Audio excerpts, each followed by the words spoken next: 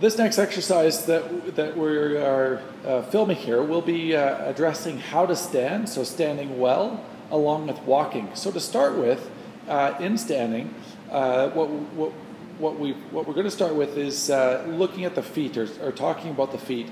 And in this regard, I want you to take a look at and feel what part of your foot your weight is going through.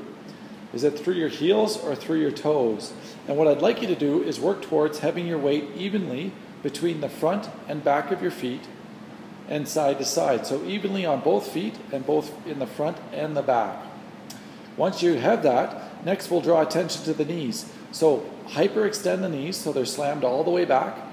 And from there, loosen your knees. So let them relax, yet you haven't yet lost height or bent your knees yet. So they're just soft knees. And you've got the ability to push them back. So you're looking to have soft knees, and then from there we'll go up to the pelvis. From the pelvis standpoint, we like you in a neutral pelvis, which means you've got the ability to stick your butt out in the back, and you've got the ability to tuck your butt under. Okay?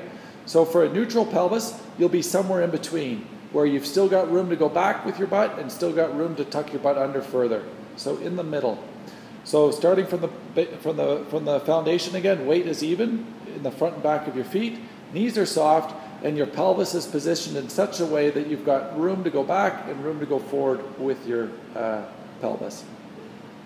From there, we're going to look at the rib cage.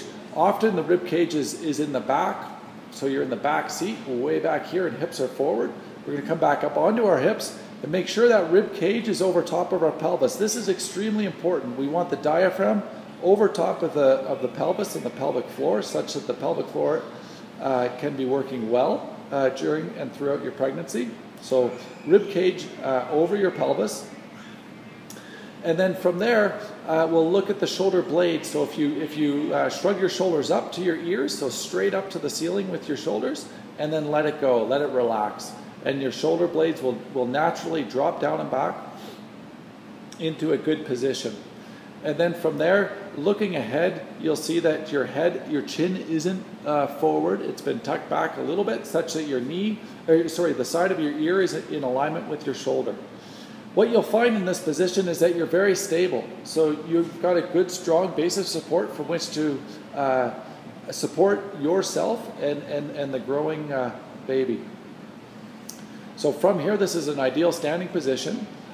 When we start to walk, what we want to think of is drawing our belly button towards our spine. This will engage the transverse abdominis muscle, which is important for stability purposes.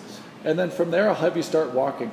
As you're walking, what's important to think about is that it's from heel to toe. So heel to toe as you walk, and pretend that you're walking over roots or small rocks as you're walking. So it's a deliberate walk, heel to toe, opposite arm, opposite knee as you're walking, which looks good. Engaging that transverse abdominis by drawing your belly button towards your spine, and then looking ahead as best you can while you walk. Walking is extremely important while you're pregnant. It is something that most of us don't do enough of, and we should be looking to get 7 to 8 kilometers a day of walking, and ideally space that out over the course of the day. It's not something that has to be done all at once. And if it's something that you don't usually do, take the time over a matter of weeks to build yourself up to be able to sustain walking for 7 to 8 kilometers.